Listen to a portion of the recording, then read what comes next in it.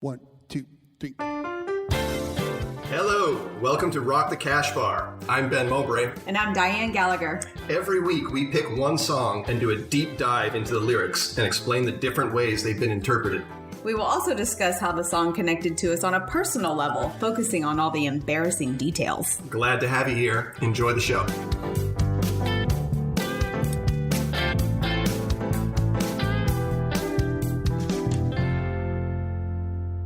We've done 20 of these things. 20. Who are we? I don't know. We're strangely productive. 20 episodes. This is like we're nearing the end of our first season. This is like a 22 episode network TV run. Yeah, that's right. We're building up to the finale here. It's time to set the dramatic hooks. Only 2 episodes left. Ooh. Yeah, is that how many is usually in a TV show? Is like 22 episodes if it's doing well? Yeah, I think it's 22. I think we're definitely building up to like the dramatic conclusion here. This episode needs to set up the last 2 episodes. We're going to have to come to some kind of horrific turning point at the end of this one. All right. I didn't mean to like level a threat at you. I'm sorry. I gotta plan something devious now. We're back to broadcasting through Zoom because somebody I know tested positive for the coronavirus. Yep. And someone who works with my mom tested positive for it. So we just feel like there might be a spike and we just want to be safe. It's probably best to stay away. I'm trying to boop your nose digitally. It'll be okay. We'll be back together again soon. Sorry, that was crazy condescending. I didn't mean to do that. I apologize. Well, if our sound isn't as good as it has been in the past, every podcast I listen to, they're not together. So we had a good little run there, but we're back to joining everyone else with some possible sound blips. So please be forgiving. We'll be back soon enough. Hey, what? We met at a comedy open mic probably 18 years ago, 19 years ago, somewhere around there. Yeah, something like that. Something like that. Comedy open mics attract really strange personalities. Yeah. Like there's the guy who's usually far too drunk for what his talent justifies. That would be me. Yeah, no. There's like you, I think we're like just out of college and just starting your career as a graphic artist, if I remember right. And well, so actually, when I first started, I was still in college, my last 2 months of college, and I just went full force into comedy and then realized I was going to fail my final year if I didn't go back to college and stop comedy for a second. So I started and stopped, and then I came back full force. But yeah. Right. But it's a weird porch light that attracts. I lost you. Hold on. I can't hear you. I'm still talking. There he is. Testing. Okay. Got you back. All right. I'll try to stay in the.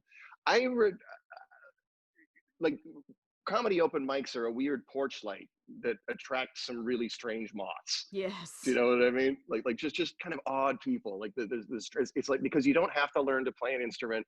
You don't have to learn to sing. You don't necessarily have you just write down some stuff and you go up and you hope it works. And some people don't even write down stuff. It attracts crazy people with crazy thoughts who get a microphone handed to them. Yeah. I remember one guy who was on like super late at night and nothing was really working for him. It was just dead silence in front of 9 or 10 people. And then he just kind of looked at the audience and just goes, "Hey man, I'm not like the other acts. I didn't prepare anything. I didn't write shit down." And he's obviously like reacting frustrated in the moment. He was like, "Hey man, this is me off the top of my head." Other people worked at it. Those assholes. Yep. There's all kinds of, there was a naming no names, but there was a real estate agent who was kind of like hysterically clueless. Yeah. Like I don't even know how to describe it. Like one of our friends who was a really, really great comic sort of took him under his wing and said, "Hey man, here's what you need to do. You need to dress up in a jumpsuit and get a bunch of gold chains." And this guy was probably like 45 or 50 at the time and a little bit overweight, and to just come out and then just get up to the mic and spit it like Eminem style. Like you just go tell those motherfuckers what's up. He's like a really kind of like a passive, good-hearted guy who would go up and try to be like, "I'm hard as nails," and it was hilarious. The best. There was another older guy that would show up, and he was just like, he would just tell his life story in 5-minute chunks, but like each 5 minutes would cover 5 years. And he was slowly building up to the point where he was going to be like, and that's when I turned 65. And then stuff. So it was just like, it was building towards it. I remember talking to Sean Rouse, who was just a great, great comic, and telling him like, oh no, this guy's fun to watch. He's telling his story in 5-year chunks. And Sean goes, is it funny? And I said, no, it's not. And he goes, well, that's going to be a problem. Man, those 5 minutes are long when the person is just horrid. Yeah. Or when you've got something that you think is going to be great and you take it up there and then you realize that there's nothing there. Like they're not following it. And 5 minutes is forever when you're just suffering it out under the lights, torturing people. The regular person will never experience when you have this thing that you've written down and you imagine where the laughs are going to be and you imagine what the reaction is going to be. And then you get up there and people just stare at you blankly and you're like, get me off this fucking stage. Yeah. I used to, like, it's the first time, and I was a couple of years in when I first started hearing like laughs per minute. Like you got to make sure that you got 5 laughs per minute. I would start like counting up where I thought the laughs would be in my open mic set. I'd be like, okay, it's 20, I get 25 laugh lines. Yeah. Like there's no, and never close to it. Never. Like my best open mic set might've been 3 or maybe 4. Yeah. It was just crazy how much you overestimate it when you're reading it. But I never, like the whole time, like I was doing, open mics for 7 or 8 years. And I never once, all the crazy acts that I saw, I never once saw a woman in a cat outfit get on stage and start singing Rockabye with the Dixie Melody by Judy Garland. And do it well. But actually get a reaction out of it. Like, how would you react to that? Like, she's and imagine, like, she's pretty, and she's 23 or 24, and she comes up like in her slinky cat outfit, and then just belts out a Judy Garland tune. Like, doesn't write any jokes, does no musical accompaniment, just belts out a musical number and thinks like that's what open mic is for. Well, without hearing her sing, upon first seeing her walk on the stage, I would be super interested. Like, what kind of train wreck is this about to be? And then it would bring everybody out of the back room. Like all the mean guys would come and like stand in the darkness, just like, what in the fuck is this? Yeah, you tell your friends like, get up here, it's about to be crazy. Yeah. And then she blows you away with actual talent. Yeah, it's crazy to think of, but that's how Pat Benatar got started. Pat Benatar was at an open mic on a Monday night. That's our night. That's at us. Catch a Rising Star in New York in 1975, which is peak Catch a Rising Star. That's like the other guys that were on stage that night had to be like Seinfeld, Robert Klein, David Brenner. Like that was like she was sitting there waiting for those guys to finish up until 3:30 in the morning when she got up there to sing her Judy Garland number. So I don't know anything about Catch a Rising Star. Was it whatever talent you have, comedy, music, whatever? I imagine that like at 3:45 in the morning, they're not really asking what you're planning on doing. Okay. like I mean, like I say, it's crazy moths, right? How many crazy moths do you want to talk to? Like, what are you intending to do with the stage? They don't ask that at 3. They're just like, okay, you're dressed like a cat. Fine. Okay. 3:45 a.m. Got a great spot for you there, polecat. And, she's not an ugly woman. I'm sure she looked banging in that costume. So they're like, yeah, you can do that. Go up there. Yeah, it wouldn't surprise me at all if part of the reason why she was going on at 3:45 in the morning was let's just keep her here as long as we can. Exactly. Give the lady in the cat suit some more drinks. She's drinking on my tab. Shots are on me. But that's how she got it. Like because I'm a guild stand-up. I can't imagine what like if you were one of the other guys who were at that show. And then now, like 40 years later, 50 years later, they must be looking at just like that's the story they tell. Like yeah. I saw Pat Benatar do comedy at Catch a Rising Star in 1975, and I never heard of it. Like this goes to the heart of like all the comedy biographies and all the comedy stories that I've read. I never heard Pat Benatar was going up at Catch a Rising Star. Nope, I found out today. Why is Seinfeld keeping this from us? He must have not been there that night. Mm-hmm. Open up. You don't have to be such an antisocial man, Jerry. You've got these great stories to tell us. So should we tell the listeners which Pat Benatar song we're covering today? We're doing We Belong to the Light. We belong to the thunder. Can you do the high pitched part of that? We belong. That's about as good as I got. I think you blew my headphones. Oh, ow, sorry. That was outside of the frequency. The dog's freaking out. Hey, sorry. Can you pronounce her real last name?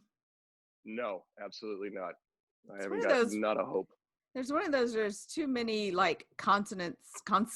I can never say that word. It sounds like continents every time I say it. Non-vowels next to each other. But her name is Consonants. consonants. Her name is Patricia May Andrzejewski, and then Just go Andrewski. Andrzejewski sounds good to me. Mm-hmm. And then she married her high school sweetheart, whose last name was Benatar, and then they divorced, and then she remarried, but kept her Benatar. She's always been known as Benatar and not Geraldo, although she's still with Geraldo. Who seems like a prince of a guy. The more that I read about him, you see, we'll get into that. We'll get into the Pat Benatar story in a minute. I think we need to start with the lyrics, don't you think? Yeah, let's do it. We all know We Belong is a tad bit overwrought. So if I fall into my Shakespearean insufferable actor voice, I hope you'll understand. Many times I tried to tell you, many times I've cried alone. Always I'm surprised how well you cut my feelings to the bone. They're getting right to that one. Yep.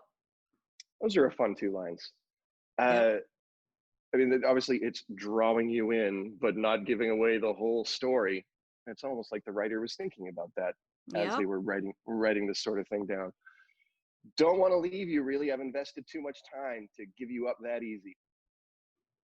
To the doubts that complicate your mind, which is also, I mean, it seems like another song where we're talking about a romantic relationship, and that's another. It's another kind of clever point that they make, to the doubts that complicate your mind. Like that's the hardest thing about caring for someone or loving. So we talked about this before, is if they're doubting themselves or they're hating themselves, like how do you stay with a person who's basically an emotional black hole, right? Right. And well, I wanted to ask you, does it kind of let you down when someone talks about, I don't want to leave you because I've invested too much time in this? Like, to me, that's always a little bit unsentimental. It's just like, I've wasted this many years, you know? Yeah.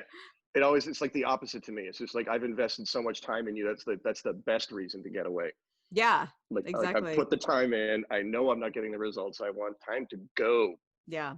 I don't want to invest any more on something that's not going to work. But that's not the way this song heads. No, not at all. And then, of course, it goes into the flick your bick, light your torch. We belong to the light. We belong to the thunder. We belong to the sounds of the words that we've both fallen under. Whatever we deny or embrace, for worse or for better, we belong together. Sorry, it sounds like something that like Thor would shriek. Who is Thor in love with? It's definitely, and obviously it's the thunder line that's kicking that off with me. Yeah, it does sound. This is the superhero love song. It seems absurd. Like this is like I wouldn't look at my girlfriend and say we belong to the light, we belong to the thunder. Yeah, like, that just seems like conflict, doesn't it? It seems like who would want to belong to a storm?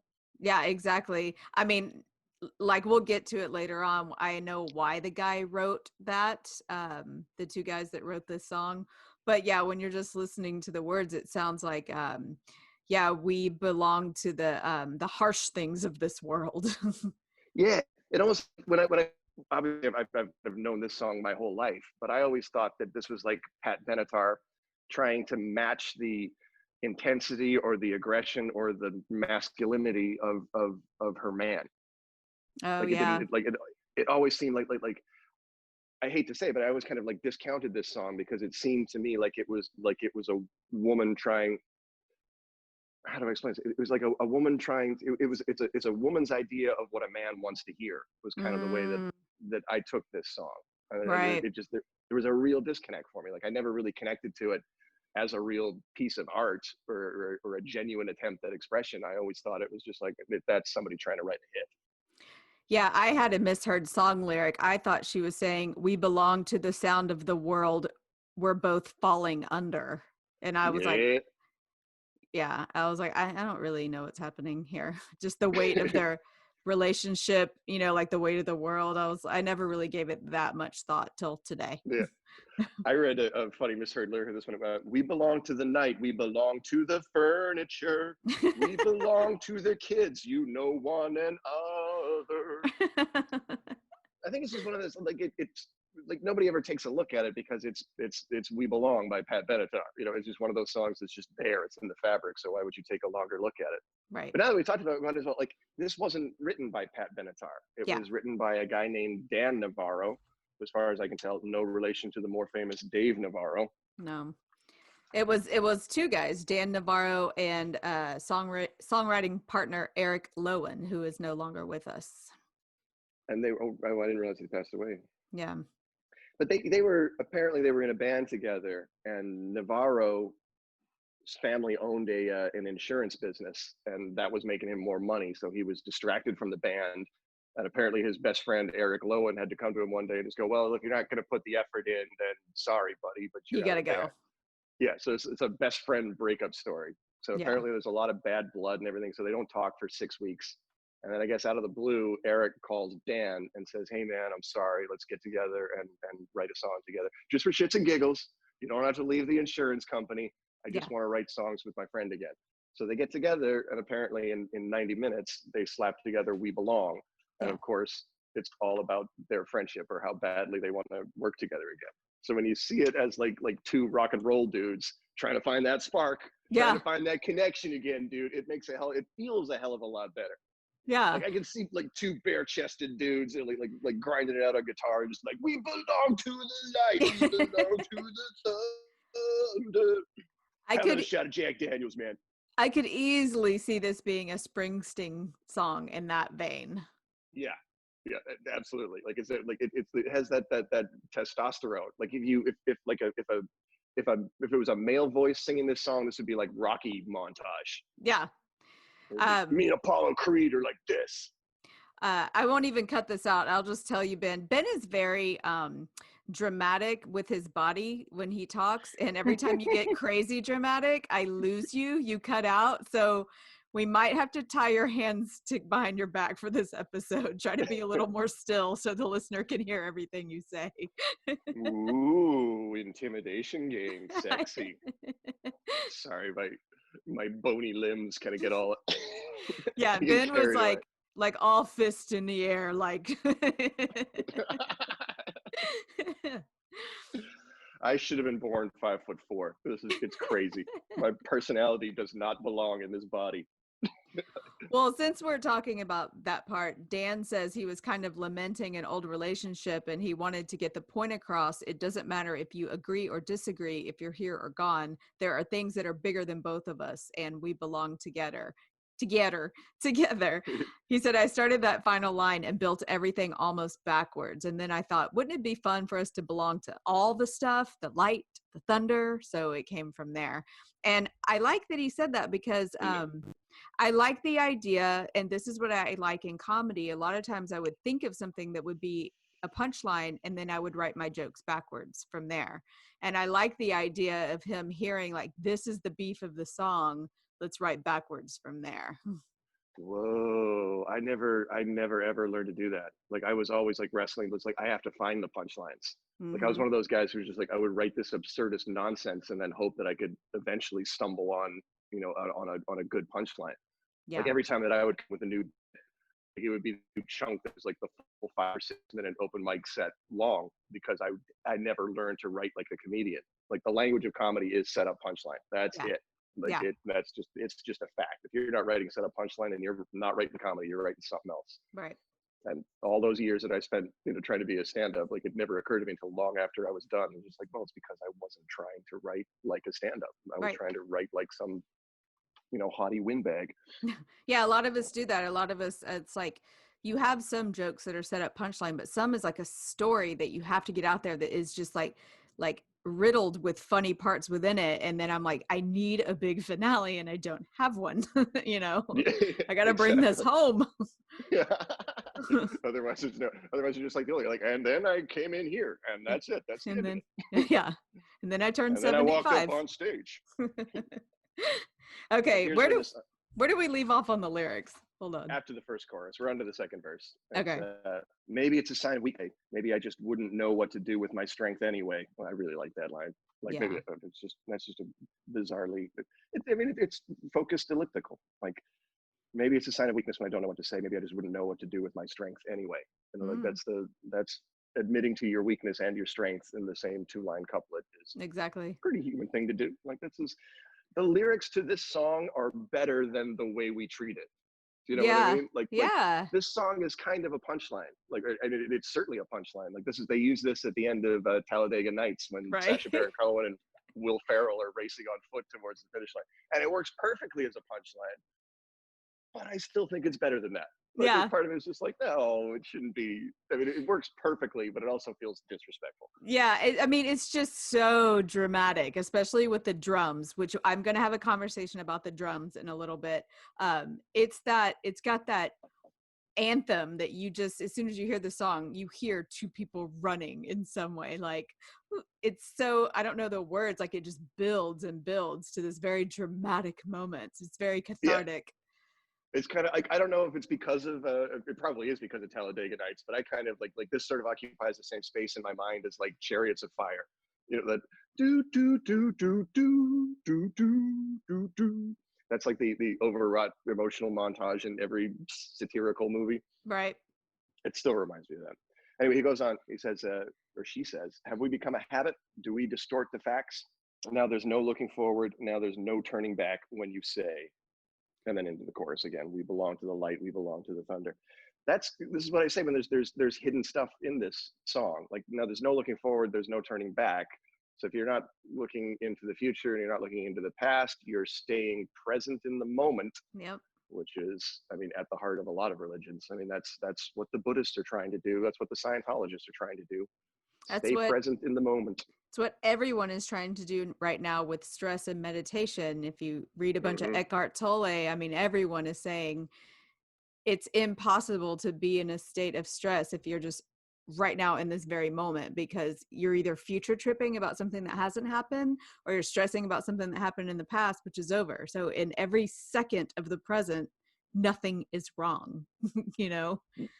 Yeah. I mean, Eckhart Tolle kind of intimidates me. Like I get recommended to, you know what you need? You need some Eckhart Tolle. I'm like, I don't know if these cure-alls rarely work on me. I probably shouldn't. I should be more open to it, but that's my reaction to it. I'm like, we got to keep Eckhart Tolle on the other side of a locked bathroom door. Well, it's one of those things that everyone who tries to practice being present will have a struggle for the rest of their life. And even Eckhart Tolle knows that. It's a practice of constantly being like, stop future tripping and stop agonizing over the past. Neither one of them exist. Yeah, or stop editing. I think that's the problem that I have the most of, is just like I mean, for somebody who says as many clueless and dumb things as I do, there's a pretty active self-editor going on. Just like, don't say that, don't do that, that's going to come out wrong. And then after, like, we record one of these and it's like, I wish I hadn't said that. I spend all afternoon just like, oh no, could have done that better, should have done that better.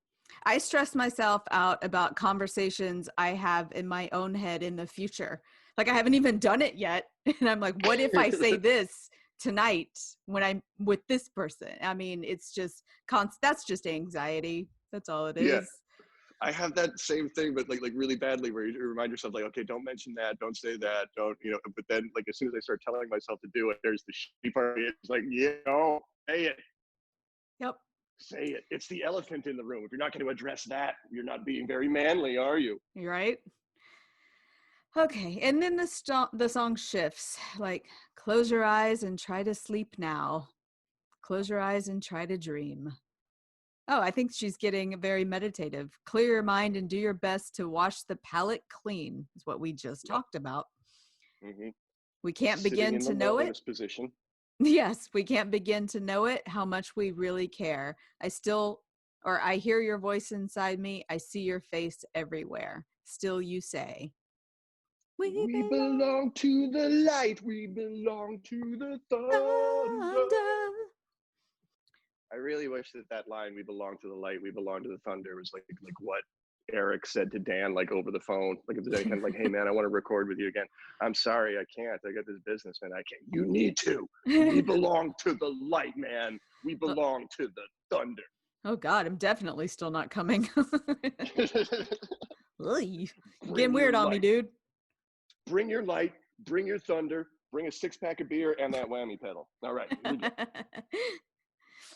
So I'll go into my thing about the drums. To me, the beef of why this song resonates with me so much is simply the drums that kick in during the chorus. Because like when she's singing the other verses, there's a little bit of music behind her, but it's subdued. And then right when she goes into "We Belong to the Light," you get those big drum beats.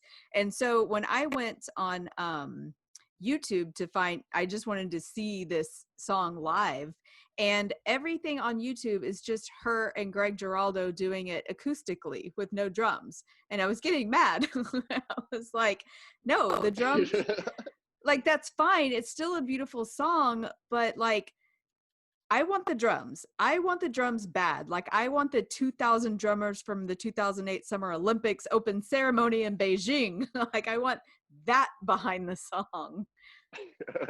You want the big fill the stadium. Mm-hmm.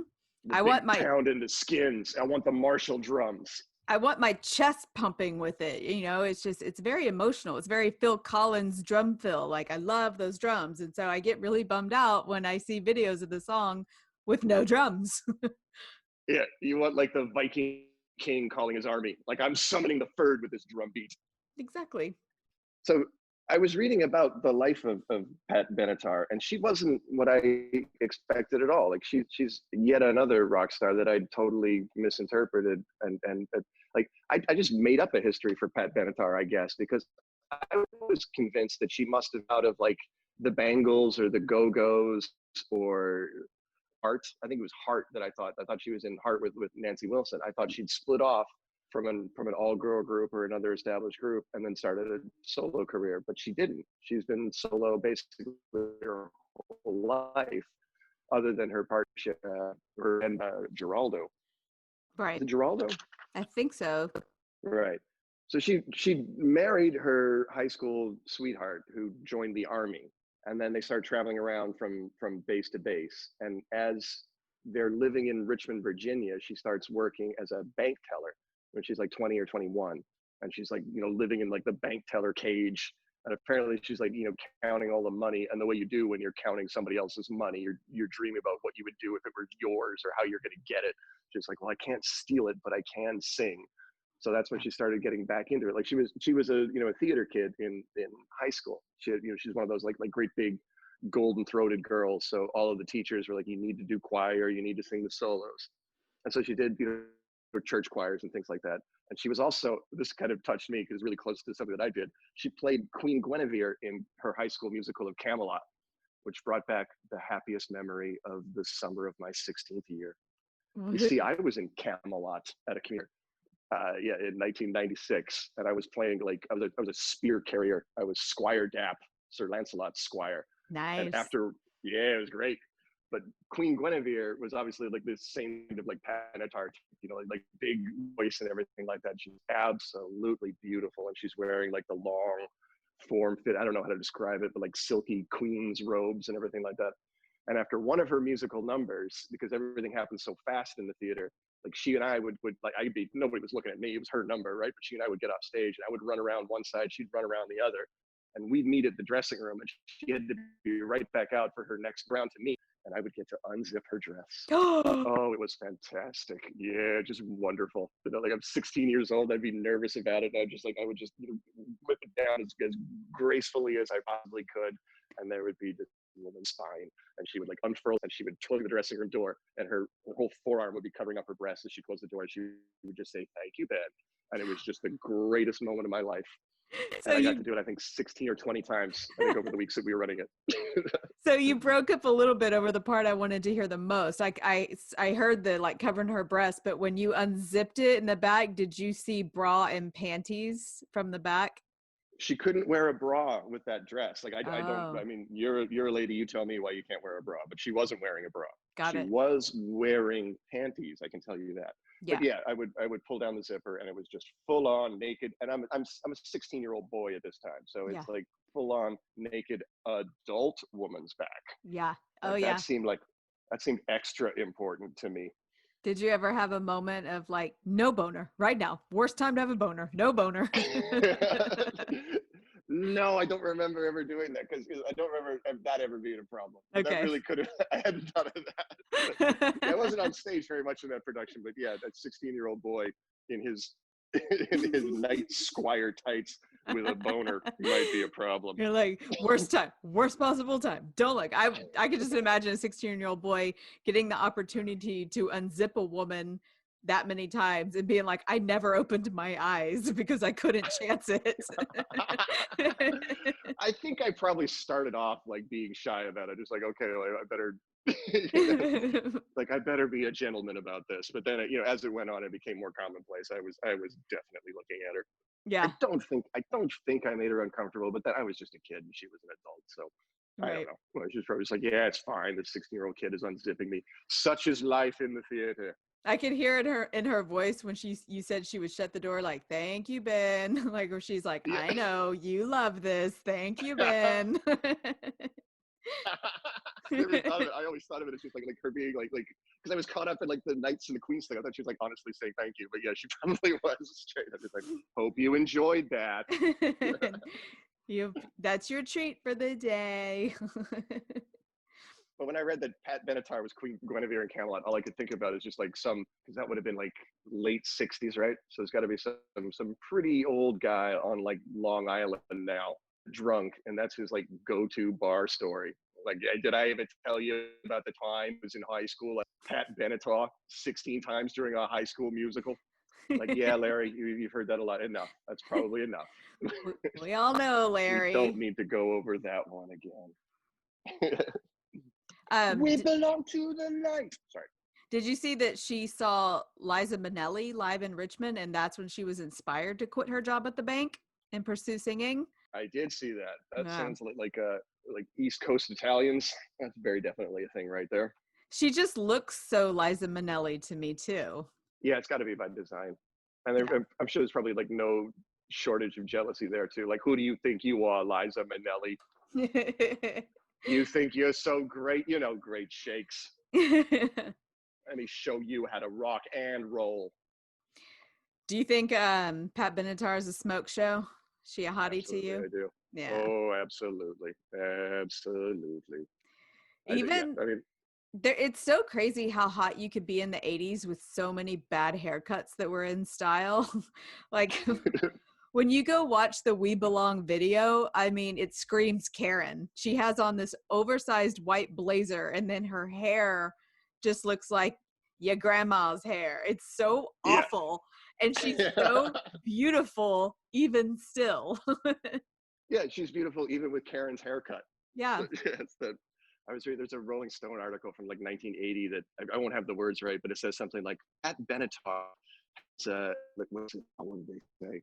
Pat Benatar is like an elvish vixen with a bracing sexuality or something like that.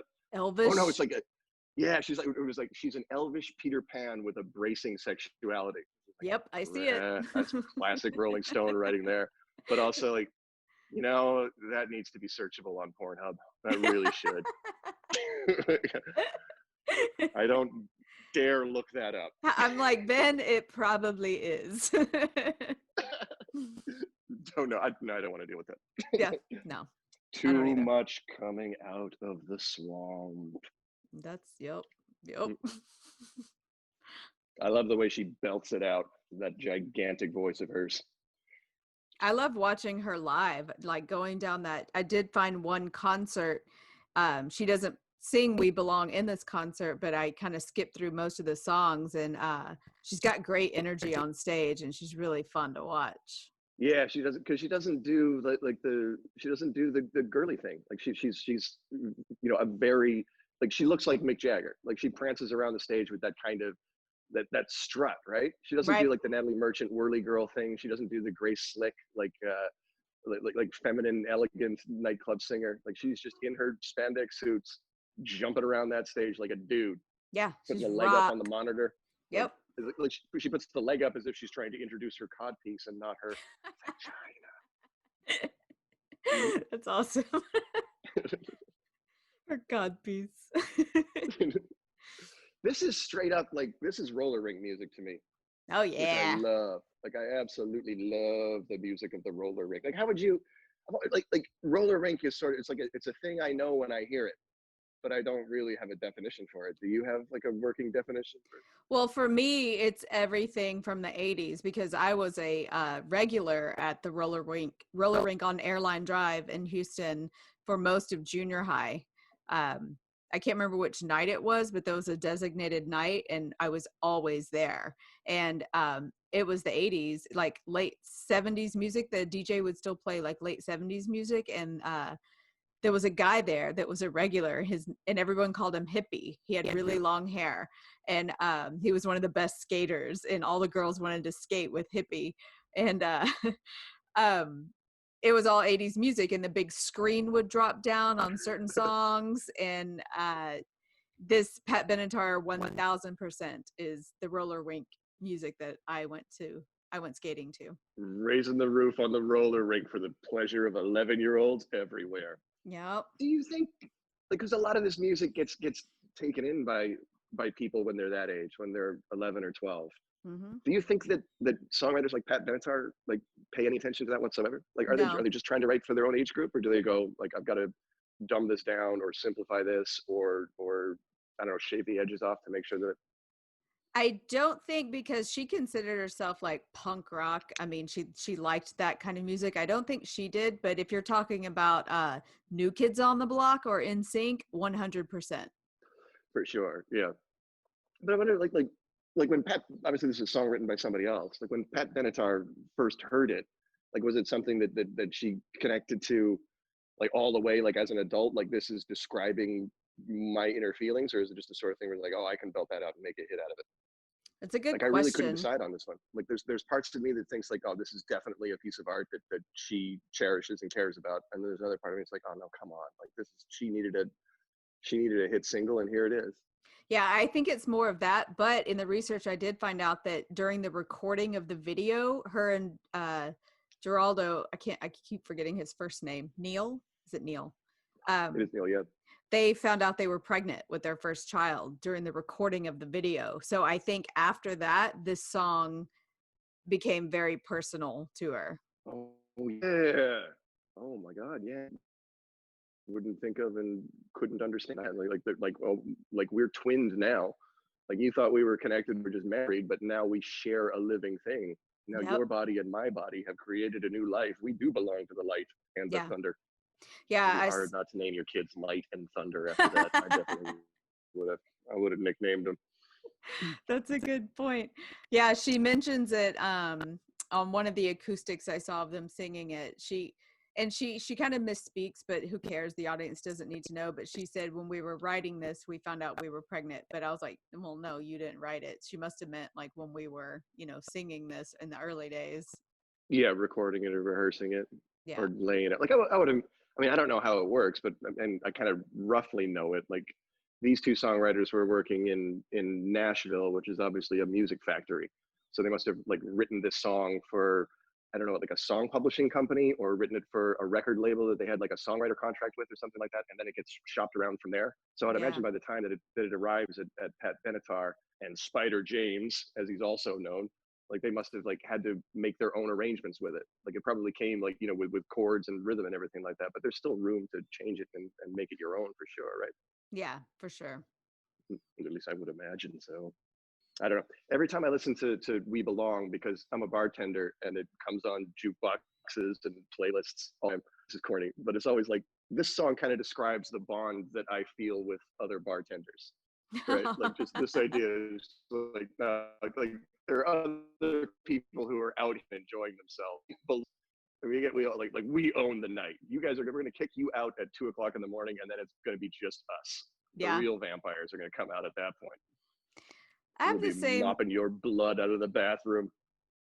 I have that same feeling with other comedians. I don't know how much we've talked about this on here. I'm sure a lot is when you first start doing comedy and you finally meet other comedians and you're like, where have you been. I've missed you and didn't even know. Like we belong together. Yeah. Yeah. It's like, it's the freedom that comes from the only thing that matters in a comedy back room is it funny? Like nobody ever asks, is it appropriate? Nobody asks if it's over the line Nope. or anything like that. It's just, does it get a laugh? And Yep. even if you're sitting in the back room and you're offended by something or hurt by something or want to try to correct somebody's thinking or streamline their thinking, if it gets a big laugh, you can't do it. Like the only thing that matters is the laugh.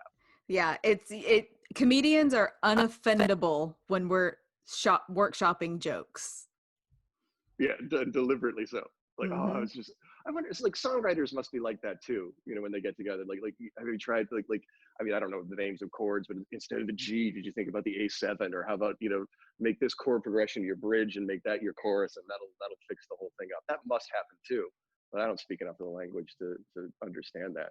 Right. But that happens in comedy back rooms all the damn time. Like, okay, here, no, the punchline that you're trying to close with is the one you need to open with. And this little idea that you're neglecting is actually the nugget that ties the whole damn thing together. Yep. Like you need somebody to come, but you can't do it. Like if you go to an open mic and you start talking to a comic that you don't have a connection with or that you don't know very well, and even if you have a good idea, it's the worst thing in the world to go up and go, let me fix that for you. Yeah, like, it's so personal. Like anytime that happened to me, my first reaction was just like, oh, fuck off. Yeah. Like, I don't need your help with this. And then I've done it to a couple of people a few times, and you see that look in their eye too. Just like, don't bother me. Yeah, people offer tags like, oh, I thought of this funny tag, and sometimes it's great, and it just depends on who's telling it to you. Like someone who you look up to who has great fucking punchlines, I'm gonna listen to what they have to say. If someone at my level or under me offers me a tag, I'm always like, here comes something I'm not gonna like. I wouldn't, like, for the first few years that I was doing it, I wouldn't listen to anybody. Like I was just a bullheaded teenager, just I know how to do this, or I've got time to figure it out for myself. You know, like I was just really just not interested in listening. Thank you very much. Also, I wanted everything that came out of my mouth to be 100% mine. And I was like, I don't want to use something that came out of your mind. I can't sell it if it didn't come from my mind. Yeah, it feels kind of cheap in a way. There was a couple of lines that I had that people had fixed for me that I just never felt right delivering. Like I was just like, oh, that didn't come from me. Like I want to own this thing, which is ridiculous. It's like, that's why like comedy is so like so solitary. You do it entirely by yourself. Like you kind of get used to that. And the idea of collaborating or sharing with anybody becomes, what's the word? It becomes like the enemy. It's like, that's not the right way to do it. Yeah. You stop being a collaborative person, which is a damn shame. Right. You get a hell of a lot better when you're actually bouncing ideas off of people. And I like the idea of collaborating without knowing you're collaborating. Like I like just getting with a group of comedian friends and just talking and then developing ideas out of these conversations. But if we're going to say, get out your notebooks, let's sit down and brainstorm comedy, I'm like, no. Yeah. No. I always like the rush to the stage when you're riffing an idea and you both have pretty much like at the back table, you've both basically written 50% of it. So there's the argument like whose bit is it going to be? And it's just like the only fair way to settle is like, who can get it to the stage first, man? Exactly. Who's getting the set next? Yep. I don't know if that's the way it works in like New York or Los Angeles, or where real comedians are doing real comedy things. But you know, in small towns like Houston, where you're doing the backroom stuff, like that comes down to it. It's the person who has like, no, I got a one-nighter in Brenda Tuesday night tomorrow. I already did it. It belongs to me. Yep. And you know, that's the difference between comedy and music. Like if, you know, people are like, I got these chords or I got this lyric. Oh, let me add this lyric. You can just put a bunch of people's name on the song. But in comedy, I'm not going to tell a joke and be like, that joke was a collaboration between me and so-and-so and so-and-so, you know? Yeah. There's no place to annotate it. Yeah. No. There should be. Read the sleeves of your comedy albums, man. There you go. I was kind of fascinated at the way that Pat Benatar approaches her sexuality. And this is like, I'm a man, so I'm opening myself up to all kinds of ignorance here. But there's a quote that she had where she said, I used to think that I could be real sexless on stage. Like it doesn't matter if you're female because the sexuality comes out no matter what you do. just having hips is enough. She said, I'd like to challenge the stereotype, but I am a stereotype. I'm the pretty girl who can sing stereotype. Yeah. Like, but instead of like, I mean, she was certainly sexy, like in her outfits and everything like that. But she was never like, she wasn't like flaunting her boobs or writing songs that were explicitly sexual. No, Or she didn't get down on her knees and hump anything, you know. no, which is kind of remarkable because like just not even a generation before, but just like 10 years before, that's what Grace Slick had to do. Like Grace Slick had to be this sex symbol. Like in order to prove that she belonged amongst the boys, she kind of had to fuck the boys. Right. And it doesn't seem like that happened to Pat Benatar. Like, I so think did when the you world change in those 10 years or I think it's a talent thing and I think it's a confidence thing. She knew how good she was and she knew she was pretty. So she's like, I don't have to do the rest. I don't have to trick you into liking me. yeah, Not to shit that's on what, Britney Spears, but her voice sucks. So she had to do her dancing and her hotness and everything else because she didn't have just the raw talent coming out of her mouth. yeah, I never thought about that when I was a performer, but it's a real gift to be male and not have to worry about those questions. Like I never got on stage once and thought about, how is my sex appeal resonating with the audience? Like it's just not something I ever had to consider. It But feels like female performers like yourself do. it feels like such a new thing. Like I had a joke years ago on Twitter about how, you know, bands in the 70s like Leonard Skinner and stuff could just be great and not be hot and not even think about it. And now it's like you better not even try to become a performer, whether it be music or comedy, without trying to be super hot. Um, Yeah. and I see a big difference in like female comedians. Like and I'm still this way, and I guess just things have changed. When I get on stage, I would wear all black up top because I didn't want to bring like attention to the fact that I had big boobs. I would never wear a dress. I was like, no, it is jeans and a black shirt. And Hmm. now you see these female comedians and, more power to them, but they're wearing tight, short dresses on stage. And I'm like, okay, but are you doing that because are you like such a feminist that you're like, I can do it all? I can be extremely sexy and extremely funny at the same time? Which, if so, that's great. Or do you feel like your material isn't good enough, so you got to bring some sexy behind it, I have no idea. Like I always hear like female comedians or performers saying like I have to own my sexuality, and I was like, I guess you do, but like how you can't own it because we're just going to buy it off of you. Like Yeah. like if you show up looking sexy like that, then it's just going to happen. Like how do you like? Amy Schumer used to like was a great comedian, but like I read her book and it frustrated me because she spends a whole lot of time talking about the way she appears, she feels about the way that she looks. That's part of me that's just like, Amy, you look great. Like, why are you always talking about this? But then you read the comments under anything that she posts anywhere, and 98% of them are dudes criticizing her for the way that she looks. It's like it's the only reaction that she's getting. That's got to be the difference. Like, you think of the Janine Garofalos and the comedians who started in the 80s, they didn't have YouTube comments tearing them to pieces. Mm-hmm. That's got to No, they be the definitely would have. difference. The Yeah, fucking comments thread on anything just shows the lowest common denominator of the human experience. just turn it off. Like if you Yeah. had told me, like 20 years ago or longer ago, 25 years ago, that there's going to be this thing called the internet and we'll all be able to communicate in real time quickly, and it would be a terrible, terrible thing, I just wouldn't have believed you. But oh Yep. my God, is it ever? That's just Yep. the worst. I hear really when people start rattling it, well, the media this and the media that. It's just like, no, we just have like you have unfettered access to all kinds of information. You've labeled that the media, and now you're blaming it for literally anything that bothers you. Right. That's a nail on the head comment, man. I don't know, man. Anyway, I guess what I'm trying to say is I'm glad that I'm not a lady, because the way that I approached performing and the way that I approached comedy and being on stage would have been terrible if I had done I agree. I'm glad you're not a lady. it. I say that entirely with respect to Miss Benatar. Well, and what a happy couple too. The two of them are still together. Like she Yep. got divorced from her high school sweetheart when she was in her early 20s. she fell in love with and then married her lead guitarist, which you would think like that's red flags everywhere. Like this is not going to end well. Right. But the two of them are together to this day. Very happy. 2 children, 2 grown children. They perform together. They seem wonderful. I just followed them on Instagram today. Yeah, and everything that I read about that, because everything that I read says that that Spider James is kind of like the driving musical creative force in that partnership. But you can't find an article that's just about Spider James. Like you can't find a Rolling Stone piece where they talk about it. And he's written so many of these big hits. So he just doesn't give those interviews. Like he just allows his wife the room to be Pat Benatar. Yeah, that's really sweet. That just shows how much he loves her. Yeah. No, Yeah. no, he loves her. No.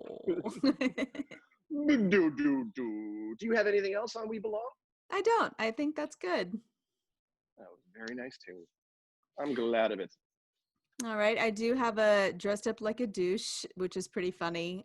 Do you know the Steve Miller Band song, Jet Airliner? I don't think I do. Can you Big sing a couple old of parts? jet airliner. I didn't know it either until I heard it, and I'm like, oh, I know that song. Yeah, I think I do. Yeah. Well, I got this from, I can't remember if I got this off Twitter or Instagram. So, and I hate that the name Kelly can be a guy or a girl. So forgive me, but this is Kelly Skelton's friend in college thought the Steve Miller Band song Jet Airliner said, so the song says, big old jet airliner. She thought it was saying big old Chet, like someone named Chet, left the light on. So big old Chet left the light on.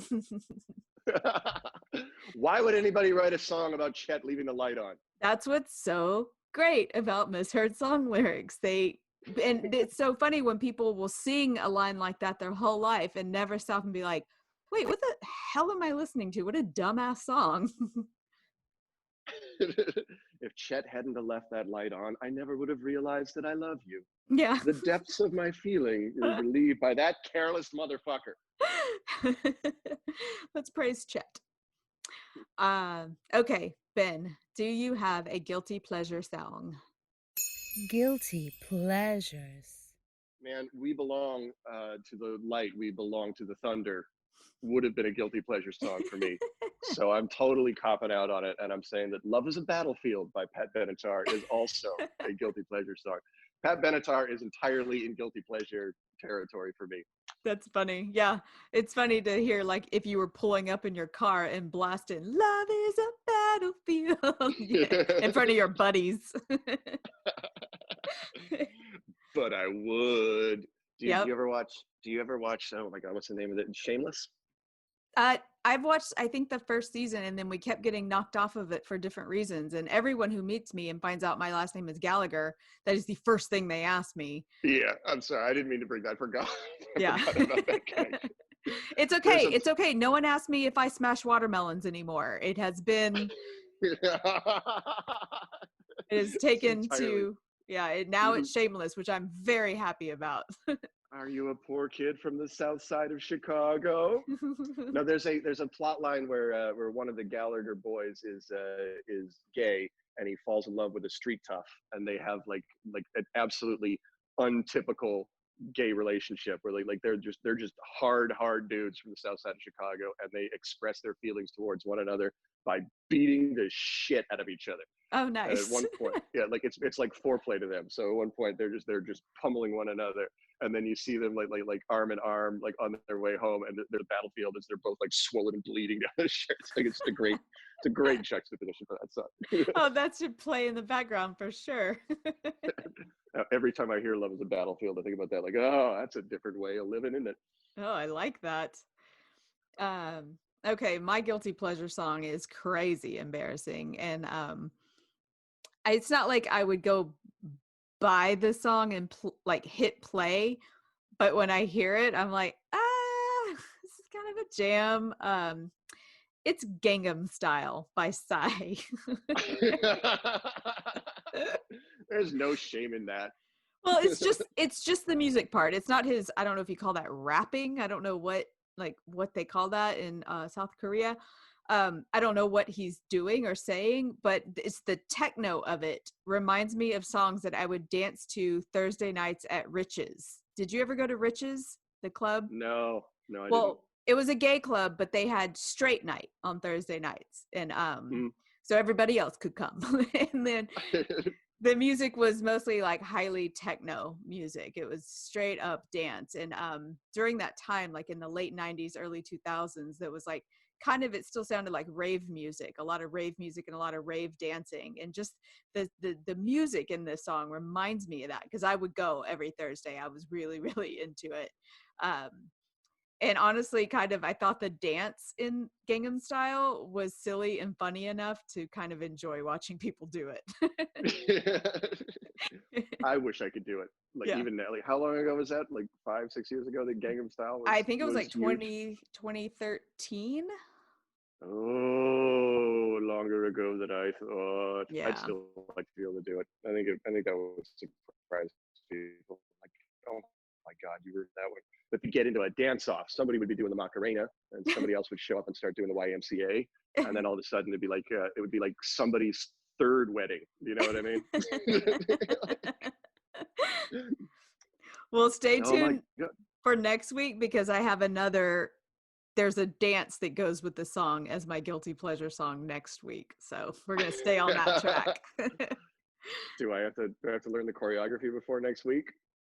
I can teach it to you. All right, deal. Done. I will dance enthusiastically, if not effectively. All right. It's kind of an easy one. If I can learn it, you can learn it, because it's one of the easier ones. It's got to be easy. It's not the Macarena. It is not that. I'm not that bad of a person. You can lay the Macarena on me. Guilty pleasures. Are you ready? Let's do business. Let's do business. Okay. Special thank you to Chuck Savage and Eddie Hawkins for our amazing intro music, and to Sara Wessling for the guilty pleasure vocals. Big announcement. We are making a couple of changes to the podcast. When we first started, our intention was to put out one episode a week, but then quarantine was happening and we didn't have much else going on, and we found it pretty easy to put out 2 episodes a week. But, things are starting to shift. Been starting to work more. I have the kid home all day and have a weird schedule. So we're going to go back to 1 episode a week to be released every Thursday. So listen in every Thursday. We are still going to have the Patreon members being able to vote, but they're going to vote on every other song. So we'll alternate. 1 week, it's a song that Ben and I choose, and the next week it'll be a song that they voted on. So that's how it's going to go from now on. Oh, and a big special thanks to Tommy Drake. You and I were tied on we couldn't agree on which song to pick, so we gave it to our friend Tommy Drake to decide, and he's picked it for us. We'll keep it a secret for now, but thanks, Tommy, for the argument. Yeah, well, that's not next week's song. That's going to be in a few weeks. But yeah, but yes, thank you in advance to Tommy for that. If you would like to support the podcast, you can join our Patreon for $5 a month at patreon.com/rockthecashbar. Thank you to Charlie Gallagher, my husband's dad, as the newest Patreon member. Thank you, Mr. Gallagher. With that $5, you'll get some cool swag and the chance to vote on every other week's song. We have a Spotify playlist with all the songs we cover, including the guilty pleasure songs. It's searchable on Spotify, just Rock the Cash Bar podcast playlist. And you can find the direct link on our website, rockthecashbarpodcast.com. Thank you, everyone, for tuning in. New episodes every Thursday. If you have a misheard song lyric you'd like us to read on the podcast, please email us at rockthecashbarpodcast@gmail.com. Tweet us, Facebook message us. We're on all the things, and just let us know. Thank you guys so much, and we will see you next Thursday. If you need to borrow any of our light or any of our thunder, you're welcome to it. Vogue. 1, 2, 3.